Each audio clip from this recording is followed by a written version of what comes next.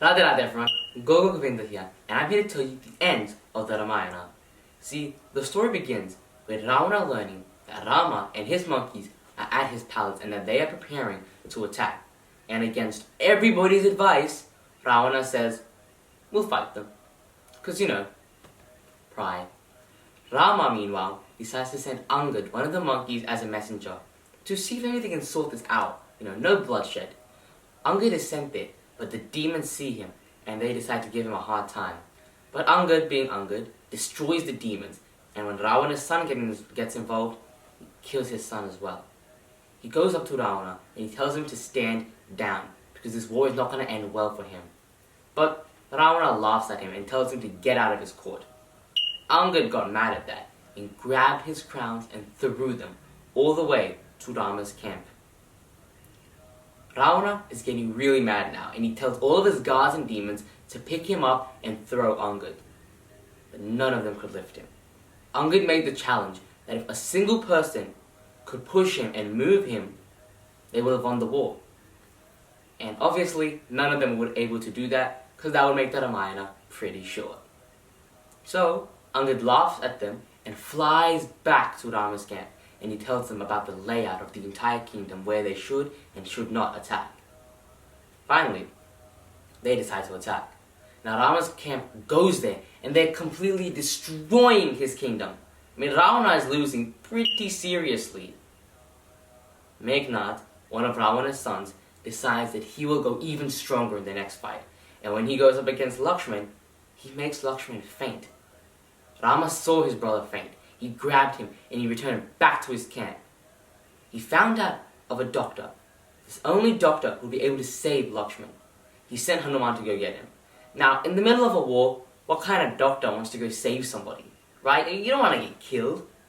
So, Hanuman knew this. What did he do? He picked up the house the doctor was in, while he was in the house. He took him and brought him to the camp.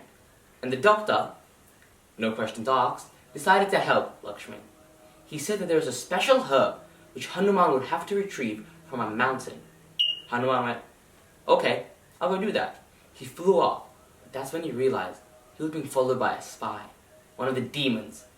Now the demon tried to kill him, but Hanuman, being Hanuman, easily fought him off and went to the mountain until he realized he didn't know which herb he was supposed to get. Now Hanuman, being all buff and strong, picked up the entire mountain and decided to fly back to the camp. Can't go wrong with that, right? But as he was flying, Bharat saw him, and he used his arrow and bow and shot him down. See, he saw a monkey carrying a mountain and he thought, well, this could be trouble. Wouldn't we all? He went up to Hanuman, nursed him back to health after he realized who he was. Hanuman told him everything that was happening, and Bharat felt so bad. He prayed and he sent Hanuman back. Now the doctor found the herb off the mountain and he treated Lakshman, finally bringing Lakshman back to life. They returned to the war, and everything was going, well, warlike, until Ravana decided to wake up his brother, Kumbhakarna. Now this is where the story gets all action-packed. See, Kumbhakarna was this giant, and he would sleep for 6 months at a time. Lucky.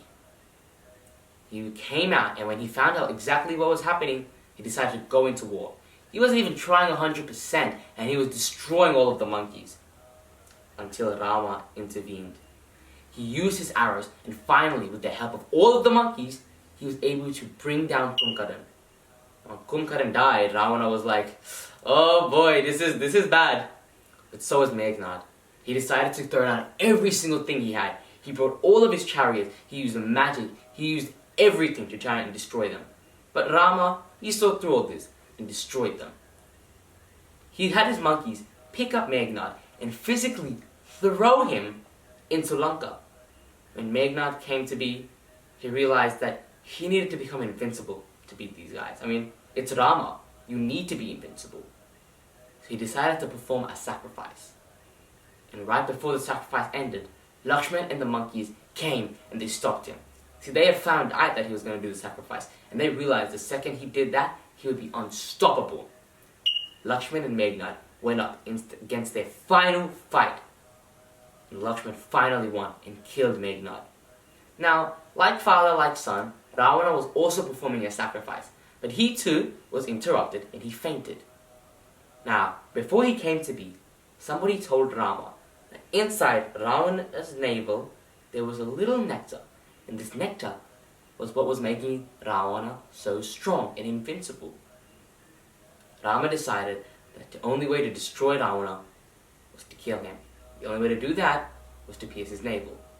So when Ravana finally returned to the battlefield, that's all he was aiming for. Now when you're in war, you typically aim for the head, the chest. No one really goes for the stomach. Well, that's what Rama was doing, and Ravana had no idea what to do. So finally, one of the arrows pierced his navel. The nectar spilled, and Ravana realized what had happened. He died in an instant. His body crumpled, and he fell to the floor, whilst the earth shook. Everybody rejoiced. Except for the demons, their king had died, they felt bad. Rama organized for Vibhishan, a younger brother of Ravana, to become the king of Lanka. He also had Sita Ma brought back to him, and they finally reconciled. Sita Ma and Rama returned to Ayodhya, where they were finally crowned the king and queen, returning from their terrible exile. Thank you everyone for listening to my Ramayana stories, these simplified, shorter stories, and please be on the lookout for the stories that we did miss in the Ramayana, because those are what make it even better. Now, before I begin talking about Diwali, I'm going to say Happy Diwali. Diwali is on Thursday, and it is going to be an amazing celebration. Now, the reason we celebrate Diwali is because it's when Rama and Sita Ma had returned home. Now, when they were about to be crowned king and queen, the entire kingdom was so happy that they lit up the entire place with lamps and lights. They cleaned their houses. They made preparations for Rama to come back home.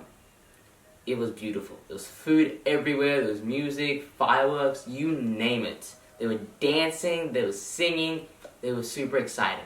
And that's what Diwali is about. Celebrating each other.